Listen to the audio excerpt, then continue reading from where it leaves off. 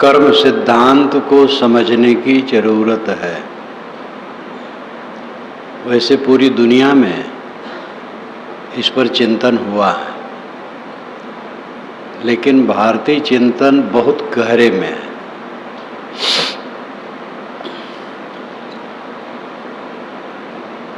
और पूरा काल से इसकी प्रौढ़ता हो गई है।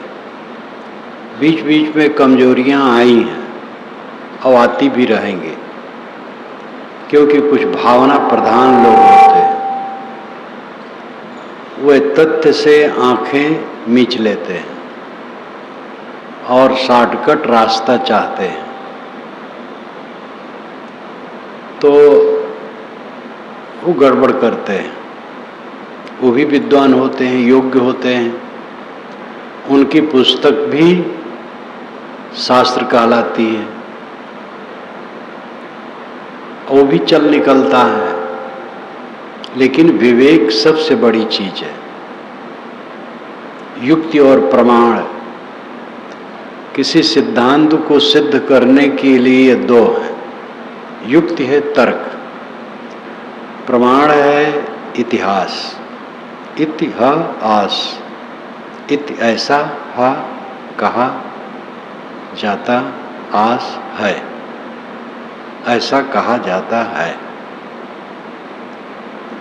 तो कहा जाने में त्रुटियां भी हो सकती हैं, लेकिन तर्क में त्रुटि नहीं होती है।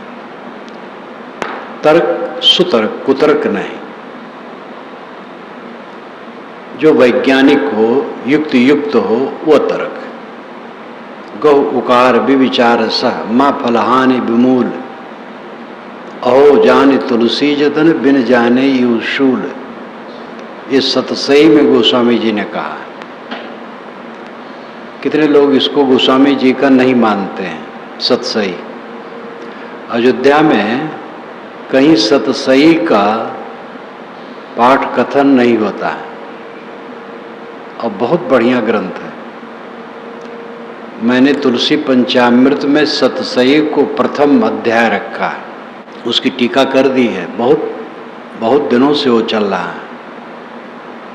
गौ उकार, उकार तर्क, विचार सा, बहुत विचार पूर्वक तर्क करो, छिछला नहीं। गौ उकार विचार सह, तर्क ग्रहण करो लेकिन बहुत विचार पूर्वक। माँ फलहानि विमूल, माँ माया, उसका फल जड़ के सहित नाशवान है, इसलिए उसमें न उलझो। अहो जान तुलसी जतन, गोस्वामी जी कहते यत्न पूर्वक अहो को जानो। अहो नाम आश्चर्य, जो आश्चर्य लगता हो उससे आश्चर्य है नहीं। बिन जाने यू शूल, बिना जानने से ही कष्ट है। तो जिनको परंपरावादी लोग कहते हैं, और परंपरावादी थे भी और परंपरावादी नहीं भी थे, क्योंकि पुरानी परंपरा तो वेद है। वेद के इंद्र को वो कहाँ मानते हैं? ऋग्वेद के चौथाई हिस्से में इंद्र की महिमा है, और उस इंद्र को गोस्वामी जी रत्ती भर नहीं मानते। तो परंपरावादी कहाँ हुए? तो परंपरावादी और गैर परंपरावादी ये भी एक विचारणीय विषय है। तो इतिहास, प्रमाण, युक्ति युक्त हो, और तर्क ठीक है, लेकिन तर्क सुतर्क। कर्म ऐसा है, भौतिकवादी भी कहते हैं एक्शन टू रिएक्शन, क्रिया की प्रतिक्रिया होती है। और कोई कहे न कहे, हम आप स्वयं सोचें, अगर मन में कटुता लाएंगे तो उसका परिणाम दुख होगा। अपने लिए, दूसरे के लिए भी हो जाएगा। दूसरा विवेकवान है, वो दुखी नहीं भी होगा, लेकिन मैं तो दुखी हो जाऊंगा। कट बोलूंगा, उसका परिणाम मेरे ऊपर बुरा होगा। कट कर्म करूंगा, मुझे वो खाएगा। कर्म तो सामने है, आदमी जैसा करता है वैसे संस्कार बनते हैं, जैसे संस्कार बनते हैं वैसे उसके सामने शांति अशांति का फल आता है। कर्म करने की प्रेरणा कहाँ से मिलती है? महाभ्रम है कि ईश्वर सबसे सब कुछ करवाता है, और भक्ति भावना की भावुकता में इतना कहा जाता है, प्रभु की इच्छा बिना तृण भी नहीं हिलता। और ये बात देखने सुनने में बड़ी अच्छी लगती है, ऐसा कहने वाला बहुत बड़ा ईश्वर का भक्त है, लेकिन ये पूरा गलत है। ईश्वर की इच्छा बिना कुछ नहीं होता। तो ईश्वर का अर्थ क्या है? एक है जो सब जगह है, सब कुछ जानता है, वही सबसे करवा रहा है। तो हमारा आपका कोई दोष नहीं, और हमारे ऊपर कोई उसका कर्म फल भोग नहीं होना चाहिए। जब उसकी इच्छा बिना कुछ नहीं होता है, तब करने वाला तो एक साधन हुआ। तलवार से किसी को कोई मार दे तो तलवार जब्त तो होती है, पकड़ा जाए तो आदमी, लेकिन तलवार तोड़ी नहीं जाती, बंदूक पिस्तौल तोड़े नहीं जाते, क्योंकि वो निरपराध है। चलाने वाला अपराधी है। हम लोग तो एक बंदूक तलवार की तरह है, ईश्वर चला रहा है तो ईश्वर भोगे, भोगते तो हम हैं। इसलिए ये कहना कि ईश्वर सबसे सब कुछ करवा रहा है, हम कठपुतली हैं, वो सूत्रधार है, ये भावुकता के अतिरिक्त और कुछ नहीं। यथा कामो भवत् तत्कर्तुर्भवत्, यत् कर्तुर्भवत् तत्कर्म कुरुते, यत् कर्म कुरुते तदुप संपद्यते। ये बृहदारण्यक उपनिषद में याज्ञवल्क्य ने कहा, जैसे आदमी कर्म कर संकल्प वाला होता है, वैसे कर्म करने की इच्छा वाला होता है। जैसे कर्म करने की इच्छा वाला होता है वैसे कर्म करता है, जैसे कर्म करता है वैसे फल पाता है। एक गणित की तरह है। अपनों कर्म न मेटो जाई, कर्म के लिखा मिटे दो कैसे, जो जो कोट सिराई। ये कबीर साहब कहते हैं। कर्म का बांधा ये विधि, भर्म का बांधा ये विधि, आवे चाहे। कर्म सिद्धांत पक्का है, लेकिन दैववाद और ईश्वरवाद ने उसको गड़बड़ा दिया है। गंगा में नहाओ सब पाप कट जाएगा। जहाँ आप लोग बैठे हैं तीर्थराज प्रयाग में, यहाँ तो पाप पड़ता ही नहीं, चाहे जो करो। काशी में कोई पाप नहीं पड़ता है, इसलिए वहाँ भी डर नहीं है, चाहे जो करें लोग। ये सब इतना खराब किया है इस महिमा ने, कर्म सिद्धांत को हिला दिया है। गायत्री जपने से सारे पाप भस्म हो जाते हैं। गायत्री छंद जब द्विजातियों की दीक्षा में कभी नियुक्त हुआ, तब से उसकी महिमा बढ़ी, विज्ञापन बढ़ा। उसके पहले कुछ नहीं था। करीब करीब 2500 गायत्री मंत्र ऋग्वेद में हैं, 2500 से थोड़ा कम है। सभी गायत्री मंत्र आदरणीय हैं और अच्छे अच्छे मंत्र हैं। मधुवातारिता इति मधुचरंत सिंधवा माध्वैर्न संतौषधि, ये भी ऋग्वेद का गायत्री मंत्र है।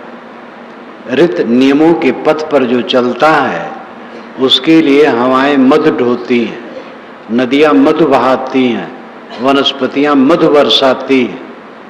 ये कितना उत्तम भाव वाला मंत्र है। ये भी ऋग्वेद का गायत्री मंत्र है। तत्सवितुर्वरेण्यम जब द्विजातियों की दीक्षा में नियुक्त हुआ, तब विज्ञापन बढ़ने लगा। और विज्ञापन सब खराब करता है। इतना खराब किया, इतना खराब किया। ब्रह्म हत्या कोई किए हो, गोवध किए हो, गुरु पत्नी के साथ दुराचार किए हो, ब्रह्म हत्या किए हो, ब्रह्मज्ञानी की हत्या कर दिया हो, गायत्री जप ले कट जाएगा। दिन भर का पाप शाम के जप से और रात भर का पाप सुबह के जप से कट जाता है। बेल पेड़ के नीचे बैठ करके 1 महीना गायत्री का जप करे तो राज्य की प्राप्ति होती है। इसके तो आचार्य श्री राम शर्मा का रचित गायत्री महाविज्ञान पढ़िए, 3 खंडों में, तो सब संकलित कर दिए हैं। जो आज तक उसकी महिमा में कहा गया था, उसमें खास खास चीज़ों को संग्रह कर दिए। मैंने उनसे पूछा था 74 में कि गायत्री विषय में कुछ बताइए, तो मुस्करा के आगे नहीं बताए, कहीं मेरी पुस्तक पढ़ लीजिएगा। क्या बताऊं मैं, तर्कहीन सब बातें। तो ऐसे गायत्री केवल नहीं, राम नाम महिमा और महिमाएं सब। महिमा का मतलब है झुठाई का पुलिंदा। कर्म सिद्धांत को ये सब ने गड़बड़ाया है। नदियों में नहाने से पाप कट जाना, अमुक मंत्र जपने से पाप कट जाना, अमुक नाम लेने से पाप कट जाना, और भी इस ढंग की बातें, ये कर्म सिद्धांत के लिए भयंकर नुकसान करने वाले हैं। और ईश्वर सबसे करवाता है ये गलती का प्रचार। आदमी निश्चिंत हो जाएगा, फिर सब करवाता है भगवान, हमसे क्या लेना देना है। आपसे कोई कुछ नहीं करवाता है, न कोई भगवान करवाता है, न कोई शैतान करवाता है। जैसी आपकी समझ होती है वैसे सोचते हैं, बोलते हैं, करते हैं और उसी से बंधते हैं। इसलिए बहानेबाजी छोड़ें और किताबों के प्रमाण के चक्कर को छोड़ें, विवेक का प्रयोग करें। विवेक सबसे बड़ी चीज है। कबीर साहब ने कहा है, काहीं कबीर भटकत फिरे पकड़ शब्द की छाएं। लोग शब्दों की छाया पकड़ करके घूमते रहते हैं, लिखा है लिखा है लिखा है। लिखी होने से कोई बात सच थोड़े होती है। विवेक से जो सच हो वो सच है। इसलिए सर्वोपरि प्रमाण विवेक है।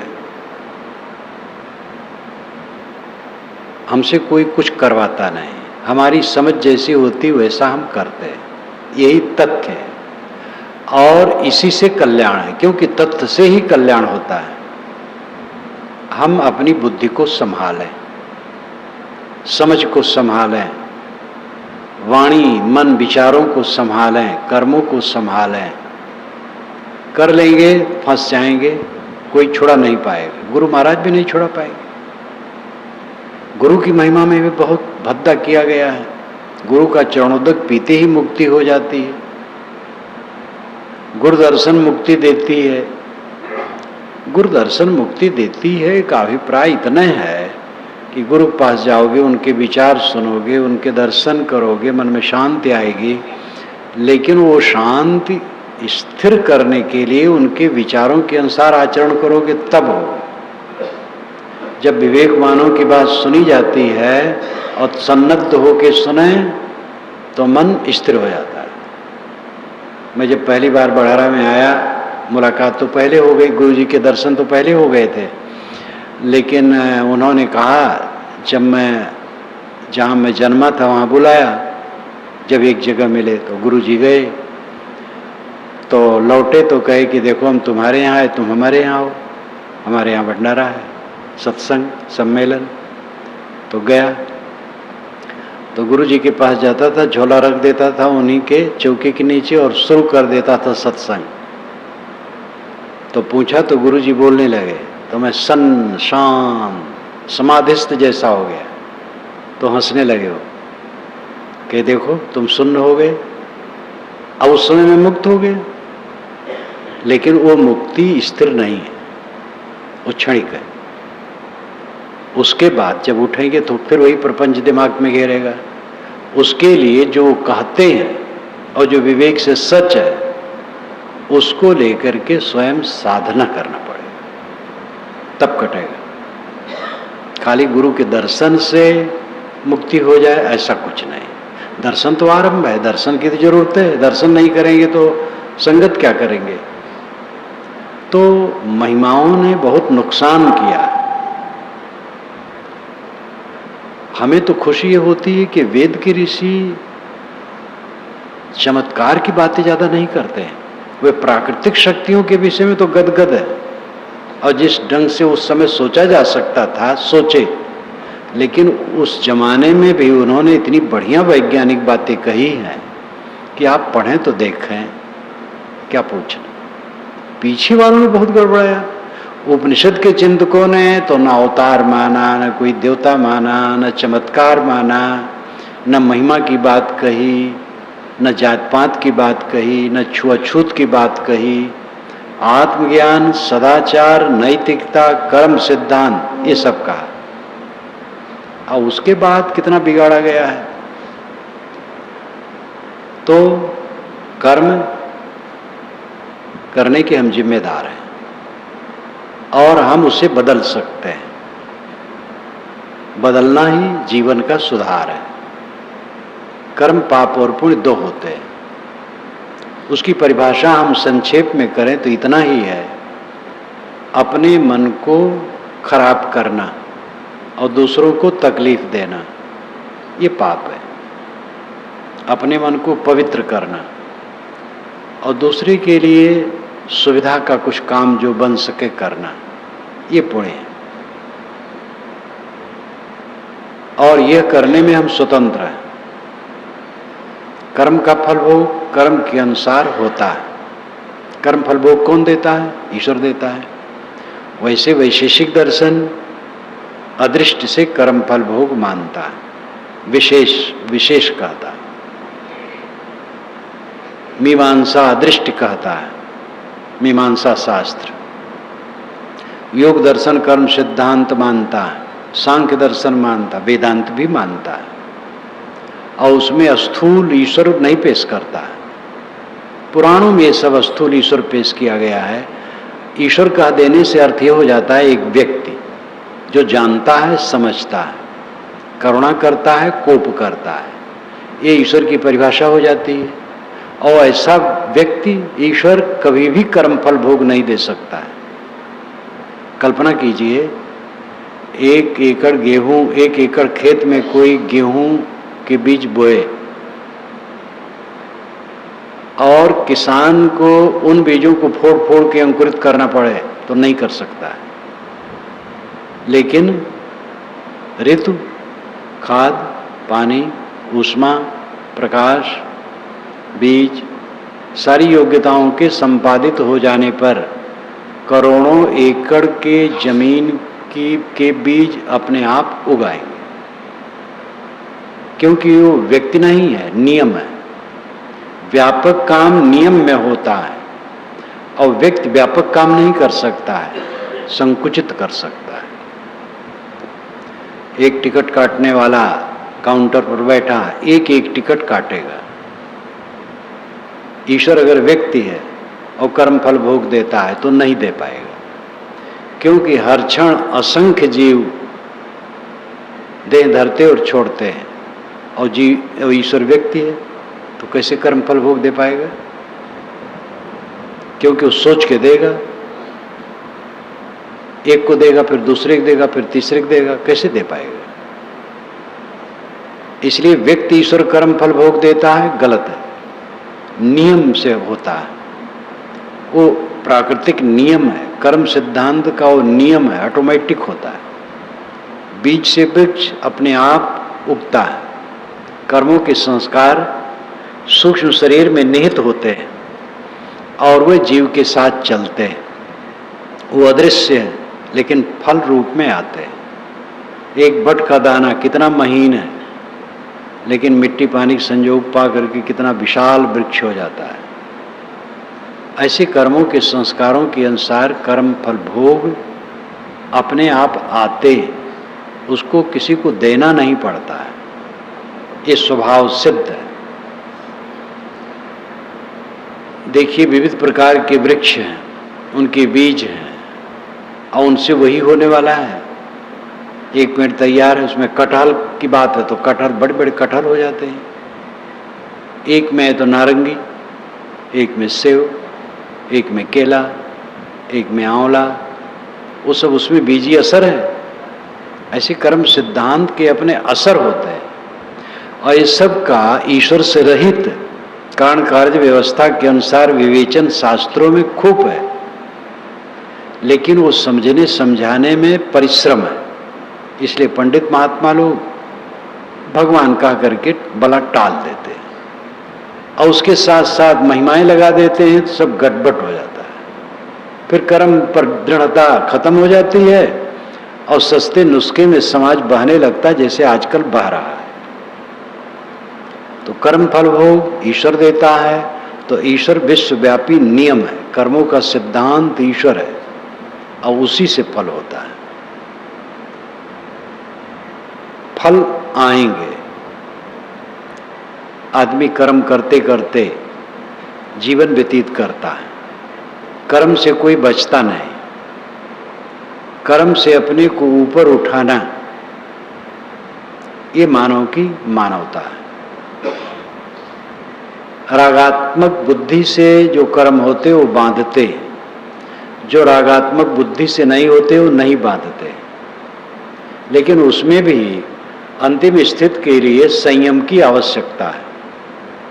कर्मों में उसको संयम करने की आवश्यकता है। राग करके सुख पाने के लिए आदमी कर्म करता है। वह सुख आंतर है कि बाहर है, ये विचारणे है। अगर बाह्य विषयों से सुख की कामना करके काम करता है तो रागात्मक है, वो बांधने वाला है। और वह सुख जो अंतर है, आत्मसंतोष का है, ये कल्याण करने वाला है। एक कर्म है बोना उपजे बीज बहुत, एक कर्म है भूनना उगे न अंकुर सूत। एक कर्म बोना होता है, बीज बोते ही वही कर्म है और बहुत फिर फसल आती है। और एक कर्म है दानों को भून देना, फिर वो कभी नहीं उग सकता। दोनों कर्म है, लेकिन कर्म कर्म में अंतर है। आसक्तिपूर्वक कर्म, अनासक्तिपूर्वक कर्म, और आत्म सुख का कर्म, विषय सुख का कर्म, दोनों बड़ा फर्क है। विषय सुख का कर्म बांधता है, आत्म सुख का कर्म खोलता है। हमारी यात्रा अनादिकाल से बाहर है, इसलिए हम बाहर भटकते हैं, बहिर्मुख हैं। बाहरी भोगों के लिए मेरे मन में राग होता है, उसको प्राप्त करने के लिए पाप और पुण्य दोनों होते हैं। पाप और पुण्य होने में रागात्मक उद्वेग होता है, वो उद्वेग हमें बहिर्मुख बनाता है। पुण्य काम करते हैं उसमें भी उद्वेग होता है, पाप करते हैं वो तो उद्वेग खाई ही। जो समझदार होता है पाप नहीं करता है, पुण्य काम करता है। लेकिन बाहरी सुख पाने के लिए करता है तो उसमें भी उद्वेग होता है, सूक्ष्म उद्वेग। वो उद्वेग बांधता है। लालसा होती बाहर के भोगों की, बाहर की भोगों की वासना जब मिट जाती है, अंतर्मुख अंतर संतुष्ट होने की इच्छा होती है, तो उसके लिए जितने कर्म होते हैं वो उद्वेगक नहीं होते हैं, वो उद्वेग को तोड़ने वाले होते हैं, जीव को भवबंधनों से मुक्त करने वाले होते हैं। हम अनादिकाल से भटक रहे हैं, इस जीवन में तो होश है, अनादिकाल से भटकते हैं हम पुनर्जन्म सिद्धांत से और आत्मा के अस्तित्व के निश्चय से कहते हैं, अनुभव नहीं। लेकिन इस जीवन में तो अनुभव है। जब से होश में आए हैं तब से सुख के लिए भटक रहे हैं और पाए हैं दुख। जहां तक बाहरी विषय हैं, छोटा ऐश्वर्य बड़ा ऐश्वर्य, छोटा पद बड़ा पद, या जो कुछ भी है, उन सब से हमें क्लेश मिला है, असंतोष मिला है, पीड़ा मिली है, अवसाद मिला है। क्षणिक जो उसमें सुख माने वो सुख ही दुख बन करके आगे हमें घेरा है। अब ऐसा भी सोचने की जरूरत है कि अंतर यात्रा करें, अब दूसरी दुनिया में जाएं। बाहर की दुनिया में छक करके भोग लिए हैं, देख लिए हैं। अंतर की दुनिया में जाएं, जहां दुनिया नहीं है, जहां अपने आप प्रशांत है, निर्मल है, स्थिर है, दृश्य का अभाव है, शुद्ध चैतन्य मात्र है, आत्म अस्तित्व, उसमें लौटने का प्रयास होना चाहिए। ये प्रयास कर्म बंधन को काटता है और जब ये स्थिति पक्की हो जाती है तो कर्म बंधन सब विच्छिन्न हो जाते हैं।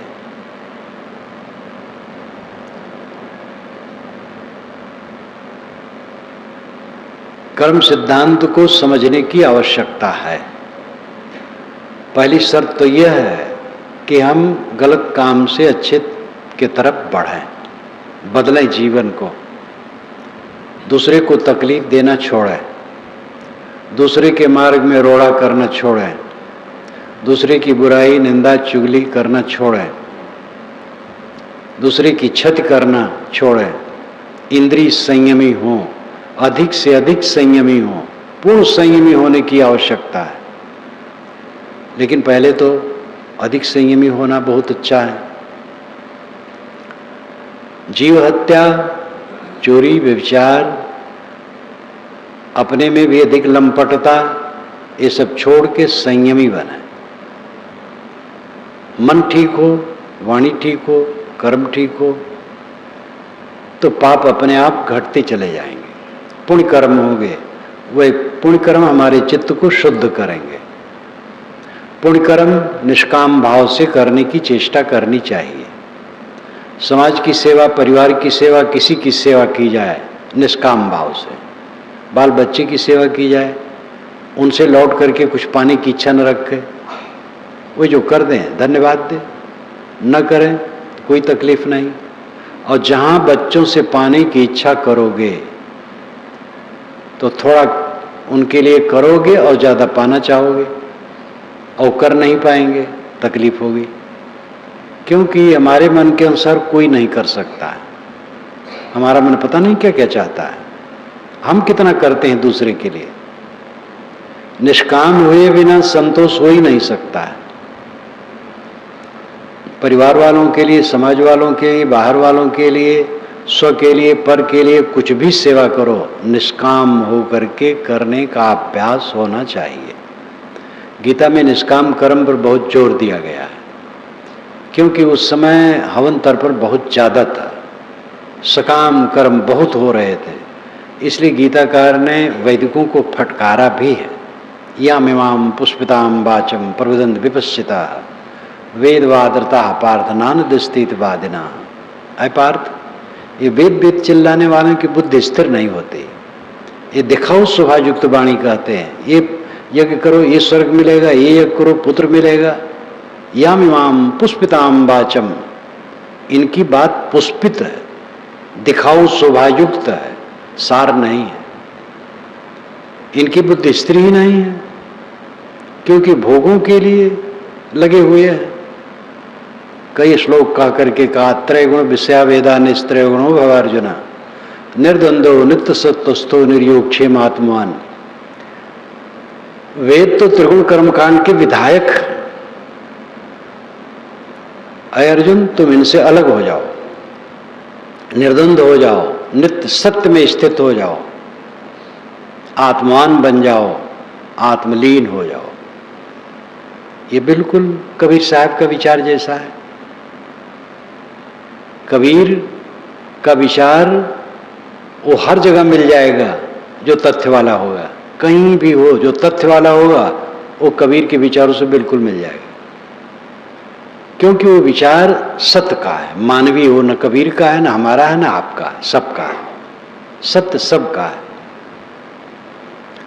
तो निष्काम कर्म के विषय में आधुनिक कितने आलोचक है, उल्टा पलटा कहते, गीताकार को उल्टा कहने लगते हैं कि ये तो असत्य धारणा है ऐसी। लेकिन ऐसा कहने वाले विद्वान हो सकते हैं, साधक नहीं। और आध्यात्मिक बात को बुद्धि के जोर से कहने का जो प्रयास करेगा वो सफल नहीं होगा। इसलिए साधना की आवश्यकता है। कोई साधक निष्काम कर्मयोग का खंडन नहीं कर सकता है, क्योंकि वो स्वयं अनुभव करता है, उसका चित्त निष्काम है और निष्काम पूर्वक उससे, निष्काम भाव पूर्वक वो सेवा करता है, काम करता है। इसलिए निष्काम कर्म करना, पाप से बचना, पुण्य करना और पुण्य निष्काम भाव से करना, ये निष्काम भाव का कर्म अंतर्मुख होने में सहायक होता है। कर्मों से ऊपर उठने की स्थिति आती है। कबीर साहब ने कहा, सुर नर मुनि और देवता 7 दीप 9 खंड, कहें कबीर सब भोगिया देह धरे को दंड। सबको देह धरे का दंड कर्मफल भोग भोगना पड़ता है। लेकिन जहां पर वो ज्ञान की बात कही उन्होंने, तौलों तारा जगमगे, जौलों उगे न सूर, तौलों जीव कर्म बस डोले, जौलों ज्ञान न पूर। तारे तब तक टिमटिमाते हैं जब तक सूरज उदय नहीं होता है। सूरज के उदित होते ही तारे के तेज क्षीण हो जाते हैं। इसी प्रकार तौलों जीव कर्मवश डोले, तब तक जीव कर्मवश डोलता है, जौलों ज्ञान न पूर, जब तक पूरा ज्ञान नहीं उदय होता है। कर्मवश डोलने का मतलब है चित्त का भटकना। बाहर का डोलना तो सबको जरूरी है, शरीर से परिश्रमी होना, काम करना, मेहनत करना, मेहनत की आवश्यकता है। जीवन मुक्त का थोड़े कि हाथ पैर बटोर के बैठ जाए, शरीर से श्रम की जरूरत है। गांधी जी ने एकादश व्रत में शरीर को तो एक व्रत माना है, शरीर श्रम अस्वाद सर्वत्र भय वर्जन। और गांधी जी ने नहीं माना है, ये प्रकृति बताती है। आलसी आदमी निकम्मा होके, बीमार होके, मानस रोगी होके अपने को पतित करता है। तो चलना फिरना दौड़ना काम करना है तो ठीक है, लेकिन कर्म बस डोलने का मतलब है चंचल होना, मन उद्वेगित होना। तौलों जीव कर्म बस डोले, चित्त स्थिर नहीं, मन में शांति नहीं, यही डोलना है। तमाम ख्वाहिशें, तमाम लालसाएं, थोड़ी भी लालसा है तो कसर है। गुरु बनने की लालसा है तो नरक है, महंत बनने की लालसा है तो नरक है, प्रवक्ता बनने की लालसा है तो यही बंधन है। सहज काम करो, अपना काम करो, दूसरे को राय दे दो, और राय देना ही प्रवचन है। जितना हो उतना हो, सबको सुधार पाओगे। आज तक कोई हुआ है? हजारों खिज्र पैदा कर चुकी है नस्ल आदम ने, ये सब तस्लीम, लेकिन आदमी अब तक भटकता है। फिराक गोरखपुरी का ये वचन है।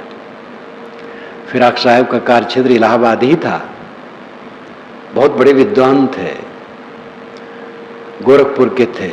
उनसे मेरी मुलाकात 1969 में गोरखपुर में हुई थी, जब वहाँ कबीर मेला लगा था। मुझे भी बुलाए थे तो मैं गया था। मैंने उनसे कहा कि आपके लेख का अंश कबीर के विषय में जो है, उसका लेख का बड़ा सा अंश मैंने अपने बीजक की भूमिका में रखा है। उन्होंने कहा, क्या शुक्रिया मैं अदा करूं। बहुत भाव विभोर हुए। उनका ये वचन है, हजारों खिज्र, खिज्र नाम उपदेष्टा, पैदा कर चुकी है नस्ल आदम ने, आदम की वंश परंपरा ने हजारों उपदेष्टा पैदा कर दिए। ये सब तस्लीम, ये सब मैं स्वीकारता हूं, लेकिन आदमी अब तक भटकता है। तो ये जो उपदेष्टा लोग ये तृष्णा में है मैं सबको हंस, काग से हंस बना दूंगा, वो खुद भटक रहे हैं। अपने को काग से हंस बना ले, पहला काम है। हमारे संतों का यही विधान रहा, ऋषियों के यही विधान रहा कि गुरु की शरण में जाना और विनम्र होकर के सेवा भक्ति पूर्वक उपदेश ग्रहण करना और साधना करना। साधना द्वारा परिपक्व हो जाना, कृतार्थ हो जाना, तब दूसरे को बताना, ये विधा रही है। उपनिषदों को आप देखें, पिप्पलाद ऋषि के पास 6 विद्वान जाते हैं, महाशाला महाश्रोत्रिय, वे महाश्रोत्री हैं यानी विद्वान हैं। महाशाला बड़े बड़े भवन वाले, वे जाते हैं आश्रम में। पिप्पलाद कहते हैं, तुम लोग क्यों यहाँ पड़े हो? वे कहते हैं, महाराज हम लोगों के कुछ प्रश्न हैं आध्यात्मिक, उसका उत्तर चाहते हैं। तो कि अच्छा ठीक है, 1 वर्ष तक ब्रह्मचर्य पूर्वक आश्रम में रह करके सेवा करो। 1 वर्ष के बाद अपने प्रश्न कहना, अगर मैं जानता होऊंगा तो उत्तर दे दूंगा। इतना लापरवाह ये भी नहीं पूछते हैं कि अभी बता दो, उसी समय बताना। जानता होऊंगा तो उत्तर दे दूंगा। और वह इतने विद्वान, इतने धनी, आश्रम में रह करके 1 वर्ष ब्रह्मचर्य वास किए। जब 1 वर्ष पूरा हुआ तो बुलाया, तो एक एक को उन्होंने पूछा और उसका उत्तर दिया। प्रश्न उपनिषद इसी में बना है। उपनिषद सौरभ में इसको आप विवरण पूर्वक पढ़ सकते हैं, जो यहाँ की पुस्तकों में है। तो ऋषियों ने कभी ऐसी तृष्णा नहीं की कि मैं सबको जगा दूंगा। वो अंतर्मुख होते थे, उनके पीछे पड़ते थे लोग तो उपदेश करते थे। आजकल तो लोग खड़े खड़े आत्मबोध चाहते हैं, और गुरु भी ऐसे हैं कि वो चेले के पीछे पड़े रहते हैं। चेला मिल जाए तो चेला के चेला बनने के तैयार रहते हैं। पहले भी रहे होंगे, कम बेश तो अच्छे बुरे हर जमाने में रहते हैं। उपनिषद में बात आती है कि ये धन का लोभ, ब्राह्मण ऐसे लोगों का भी यज्ञ कराता है जहाँ नहीं कराना चाहिए, और जिसका दान उचित नहीं उसका दान भी ले लेता है। तो इसका मतलब ऐसे भी ब्राह्मण तब भी होते थे जो घटिया कोट का काम करते थे। जैसे मानो आदमी उपेक्षित है, खराब कर्म करने वाला है, तो खराब कर्म करने वालों के लिए सब समय एक ताड़ना है कि वे शुद्ध हों, सामाजिक रूप में बड़े पुरुषों द्वारा वो क्षमा किए जाए और फिर उनको रास्ता दिखाया जाए, वो प्रायश्चित करें, सुधार करें, तब उनको लिया जाए। लेकिन पैसे का लोग ऐसे लोगों को भी यज्ञ करवा लिए और दान ले लिए, और सबको कर्म करते हैं लेकिन दान लेते रहते हैं उनसे। तो अच्छे बुरे हर जमाने में होते हैं। लेकिन जो अच्छे लोग तब थे आज हैं, उनका यही विधान है, अपने को पहले शोधना, तब दूसरे को बताना। और दूसरे सबको हम तार देंगे, महाभ्रम है। अपनी को तारें। बाहरी यात्रा बहुत हो चुकी है, जो समझ पाए अंतर्मुख हो। समझना भी मुश्किल है, समझ करके विश्वास होना मुश्किल है, फिर उसके लिए साधना करना। जब करें तब सरल हो जाएगा, तब लाभ लगेगा। क्योंकि इसके समान कोई सुख नहीं है, अंतर्मुखता के समान कोई सुख नहीं है। कर्म बंधनों से मोक्ष, कर्म बंधनों से मोक्ष का अभिप्राय क्या है? अबोध राग उत्पत्ति कर्म, बोध विराग से नाश, शुद्ध जीव बंधन रहित, जन्म मरण तज त्रास। ये विशाल देव की साखी है, मुक्त द्वार की। अबोध राग उत्पत्ति कर्म, अबोध से और राग से कर्मों की उत्पत्ति होती है। अबोध का अर्थ है मैं देह हूं, ये मानना। राग का अर्थ है विषयों में खिंचाव। इन्हीं से कर्मों की उत्पत्ति होती है।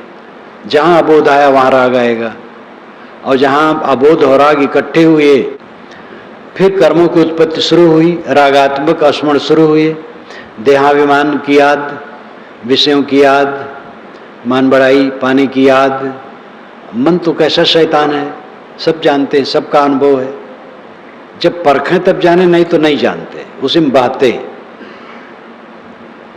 तो कर्मों की उत्पत्ति का अर्थ है मन में रागात्मक प्रवाह चलना। जब रागात्मक प्रवाह चलता है तो वैसे वाणी निकलती है, वैसे इंद्रियों द्वारा क्रिया होती है। मन में केवल चलना काफी होता बांधने के लिए। मन में अगर रागात्मक प्रवाह निरंतर है तो बंधन के लिए उतना ही काफी है। फिर जो मन में जोर होगा वाणी में आएगा, कर्मों में आएगा। और कर्म बंधन से मोक्ष का अर्थ है रागात्मक प्रवाह मिट जाना। धीरे धीरे मिटता है, एक लागे नहीं। मिटने लगे तो उन्नति हो रही है। जीवा जीव आश्रवबंध संबर निर्जरा मोक्ष तत्वम, ये जैन दर्शन का एक सूत्र है। जीवा जीव आश्रवबंध संबर निर्जरा मोक्ष तत्वम, जीव अजीव आश्रव बंध संबर निर्जरा मोक्ष, ये 7 तत्व हैं। जीव चेतन, अजीव जड़, जड़ चेतन, जीवा जीव आश्रव। आश्रव का मतलब है बहाव, स्रोत का बहाव, जड़ के तरफ से चेतन के तरफ बहाव, जड़ का संस्कार चेतन में आना, यानी चेतन जड़ पदार्थों में रागवान होकर के सोचता है, यही आश्रव है। झरना झर रहा है, विषयों के संकल्प विकल्प मन में चल रहे हैं, विकार आ रहे हैं, ये आश्रव है। ज्ञान द्वारा अपने चेतन स्वरूप को जड़ से अलग समझ लिया तो संवर शुरू हो गया, विकारों को छोड़ देने की प्रवृत्ति शुरू हुई। मन में विकार आए तो छोड़ दिया, विकार आए तो छोड़ दिया, आश्रव को सुखाने लगे, मनोविकारों को दूर करने लगे। और ये दीर्घ काल के अभ्यास से ऐसा हुआ कि विकार एकदम शून्य हो गया, तो निर्जरा हो गई। वहां एकदम कर्म संस्कार क्षीण हो गए। मोक्ष, फिर मोक्ष सहज है। मोक्ष का मतलब है, मोक्ष अनदेख नहीं है, अदृश्य नहीं है, काल्पनिक नहीं है, अनुमानिक नहीं है। इसी जीवन में चित्त का उद्वेग शून्य हो जाना, क्लेश शून्य हो जाना, दुखहीन हो जाना, खिंचाव रहित हो जाना, मोक्ष का अर्थ है। कहीं आकर्षण नहीं, कहीं खिंचाव नहीं, कहीं कुछ पाने भोगने की इच्छा नहीं, जीने मरने की इच्छा नहीं, कुछ इच्छा नहीं, आत्म तृप्त, बस यही मोक्ष है। और कर्म बंधनों के कटने पर यह होगा। कर्म बंधन बलवान है और कर्म बंधन कट जाने पर वो कुछ नहीं है। हजारों वर्ष का अंधकार पर्वत की गुफा में होता है। पर्वत की गुफा सैकड़ों वर्ष में नहीं बनती, हजारों वर्षों में बनती है। बड़ी बड़ी गुफाएं होती है, हजारों वर्ष का अंधकार है, टॉर्च चलाओ तुरंत प्रकाश हो जाएगा। लेकिन वैसे तीर तलवार से वो नहीं कटेगा। अविद्या अंधकार अनादिकाल का है, लेकिन विवेक ज्ञान होने से वो मिटता है। विद्यते हृदय ग्रंथि छिद्यन्ते सर्व संशयाः क्षीयन्ते चास्य कर्माणि तस्मिन् दृष्टि परावरे, ये श्रुति वचन है। हृदय की गांठें कट गई। हृदय गांठ क्या है? राग द्वेष। विद्यते हृदय ग्रंथि छिद्यन्ते सर्व संशयाः, सारा संशय छिन्न हो गया। मुक्त होके कहाँ रहेंगे?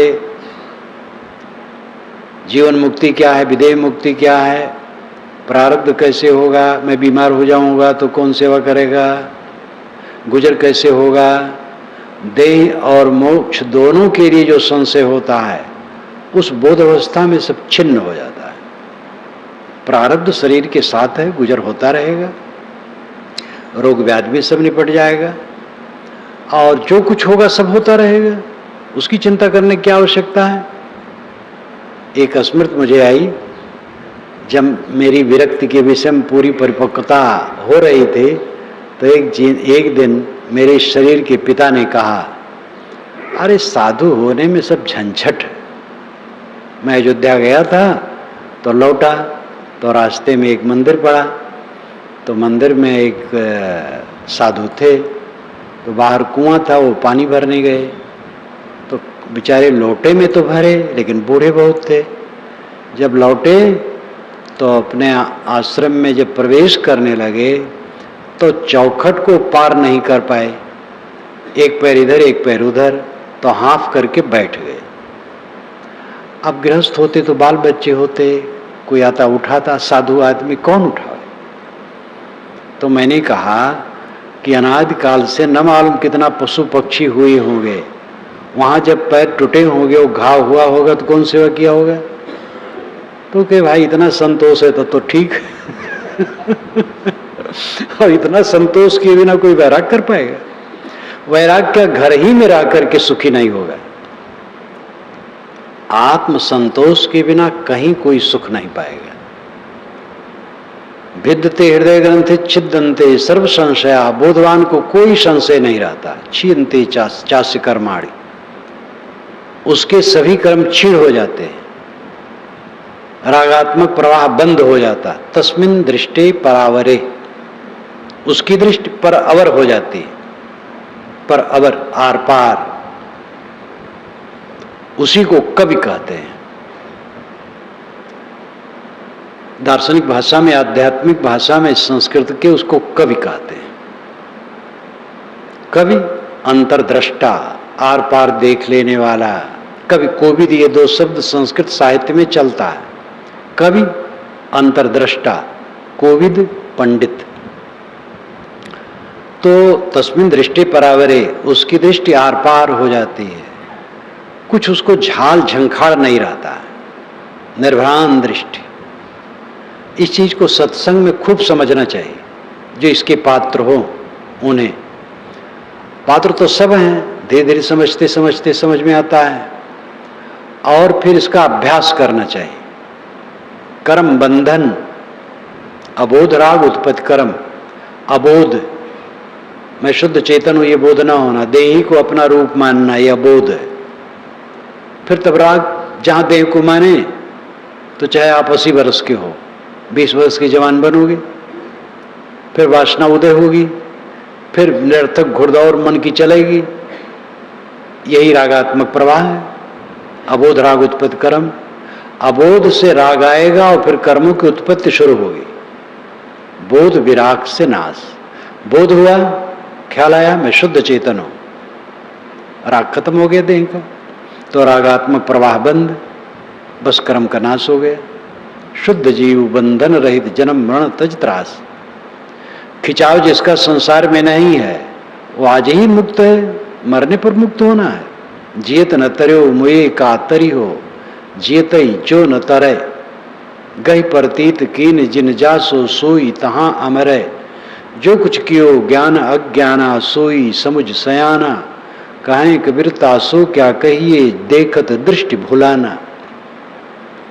जियत न तर्यो मुए का तरी हो, जीते जीते नहीं तरा, मरने पर क्या तरेगा?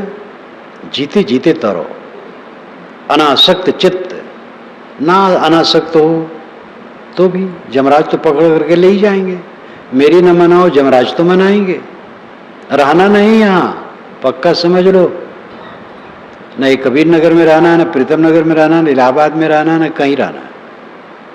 जहां जहां जो कुंडली बांध करके बैठे हो वो झूठ है जगह। न मुंह छोड़ो, थप्पड़ लगेगा, अपने आप छूट जाएगा।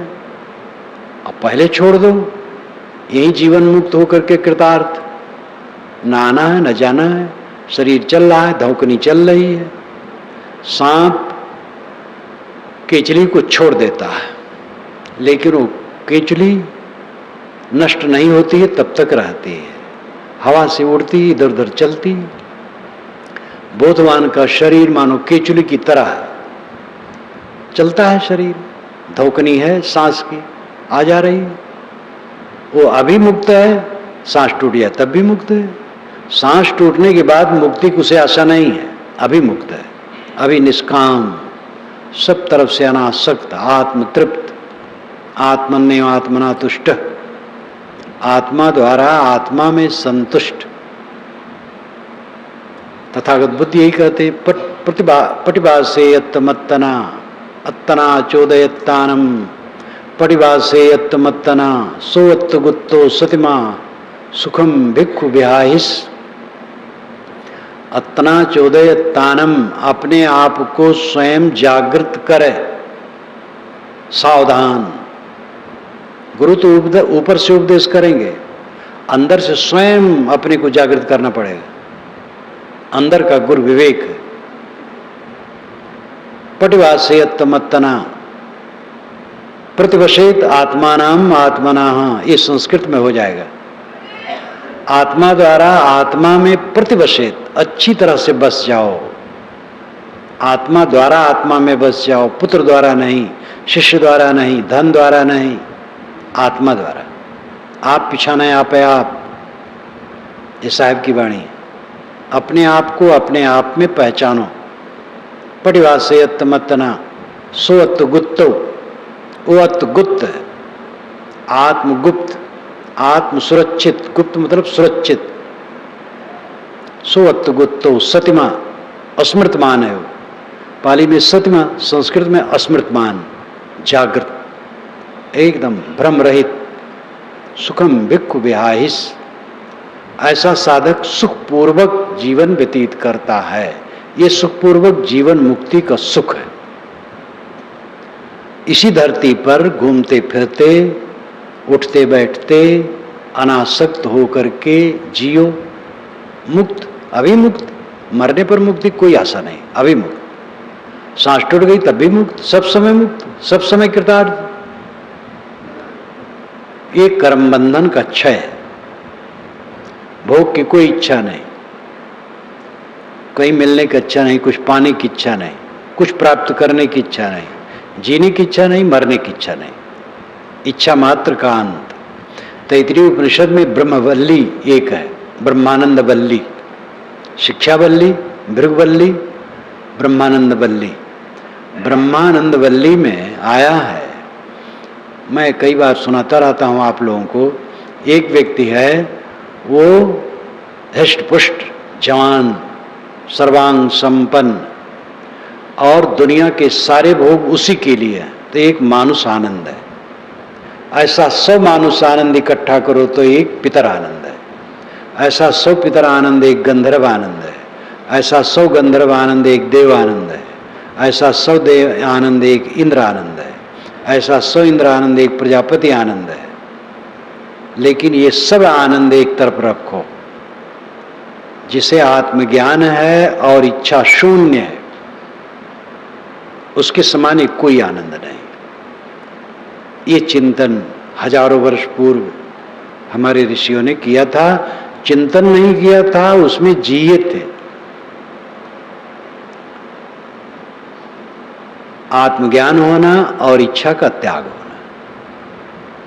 इच्छा बांधे बैठे रहो, मर तो जाने हैं, तो इच्छा त्याग करके क्यों न मरो। सामान्य साधक इसको समझें और थोड़ा थोड़ा इस पर काम करें। जो और ज्यादा बढ़ गए वो ज्यादा काम करें, जो और ज्यादा बढ़ गए हैं वो एकदम डट जाए। सबको लग जाना चाहिए। आखिर सच्चा सुख तो सब चाहते हैं, और सच्चा सुख शांति में है। शांति तभी मिलेगी जब मन की खुराफात खत्म होगी। मन की खुराफात रख करके कोई शांति नहीं पा सकता है। मन की खुराफात खत्म होना ही कर्म संस्कारों का क्षय है। तो कर्म, मन वाणी से जो हम करते हैं वो कर्म है। पाप पुण्य उसमें 2 हैं। अपने मन इंद्रियों को उत्तेजित करना, दूसरों को तकलीफ देना पाप। अपने मन इंद्रियों को संयत रखना और दूसरे को सुविधा पहुंचाना पुण्य। इसका प्रेरक कोई दूसरा नहीं है। हमारी बुद्धि के अनुसार ये सब होते हैं, इसलिए हमें बुद्धि सुधार करना चाहिए और पाप से हट करके पुण्य करना चाहिए, उसमें भी निष्काम। और कर्मों को सुधारना चाहिए। कर्म सुधार जीवन की सबसे बड़ी सफलता है। कितना बड़ा मकान बना, कितनी बड़ी जमीन हुई, कितना बड़ा पद हुआ, कितना नाम हुआ, कैसी गाड़ी पर चलते हैं, कितने लोग जानते हैं, इसका कोई मूल्य नहीं। मन मेरा कैसा है। कर्म पवित्र है, कर्म सुधार है, चित्त निर्मल है, अंतर ज्योति, आपकी बादशाहत, आपका परम ऐश्वर्य अंदर है। जब समझ में आवे, विश्वास टिके, करेंगे तब विश्वास टिकेगा, बिना किए नहीं टिकेगा। बिना किए तो लगता है ये वाणी है। जब करे और कुछ उसका रस मिलने लगे, वानगी, तब चेष्टा बढ़ेगी। तो कर्मों को सुधारे और ज्ञान विवेक द्वारा रागात्मक बुद्धि को जीते। रागात्मक बुद्धि कर्म प्रवाह है। रागात्मक बुद्धि समाप्त हो जाने पर कर्म बंधन कट जाता है। कर्म बंधन कट गया, ये कोई काल्पनिक बात नहीं है, ये अनुभव की बात है। जब मन में खिंचाव किसी चीज के लिए नहीं होता है, किसी के लिए मन में वैर नहीं, मोह नहीं, समता, शील, शांत, उद्वेग शून्य चित्त, दुखहीन चित्त, कर्म बंधन कट गया। इससे बड़ा अनुभव क्या होगा? ये स्वसंवेद्य है, पर संवेद्य नहीं है। जो इस स्थिति में रहता है वही इसका अनुभव करता है। दूसरे साधक समझदार हैं, श्रद्धावान हैं, तो आहट उसकी वो जान सकते किसी महापुरुष से। नहीं है तो नहीं जान सकते। ऐसे कृतार्थात्मा पुरुषों के पास रहने वालों में अनेक ऐसे हुए हैं जो उनको नहीं जान सके, और जान ही नहीं सके, वो उल्टा जाने, उल्टा किए, क्योंकि उनको श्रद्धा नहीं थी, समझ नहीं थी। लेकिन जो श्रद्धा समझ रखते हैं वो जान सकते हैं, लेकिन जानना भी अनुमानिक होगा, उनका अनुभव नहीं। अनुभव तो तब होगा जो वो स्वयं करेंगे। स्वयं इसको करने की जरूरत है। अपना रास्ता अपने कंधे पर उठा करके चलना होगा। दो आदमी रास्ते जा रहे थे, कहे यार बड़ी ऊब हो रही है, जरा रास्ता कंधा पर उठाओ चलें। तो कहे ठीक है। तो एक कहानी कहने लगा, एक सुनने लगा, बस रास्ता कंधे पर उठा लिया। कंधे पर उठाने में हल्का मन हो जाना, मन अलग लग गया तो रास्ता चलने में तकलीफ नहीं हुई। तो मन को सकारात्मक मार्ग में लगाया, वही कंधे पर उठा करके चलना है। स्वयं सकारात्मक साधना में अपने को लगाओ। कर्म बंधनों, पहले कर्मों को सुधारो, फिर कर्म बंधनों से ऊपर उठो, और इसी जीवन में परम शांति लाभ करो। यही शुभकामना है।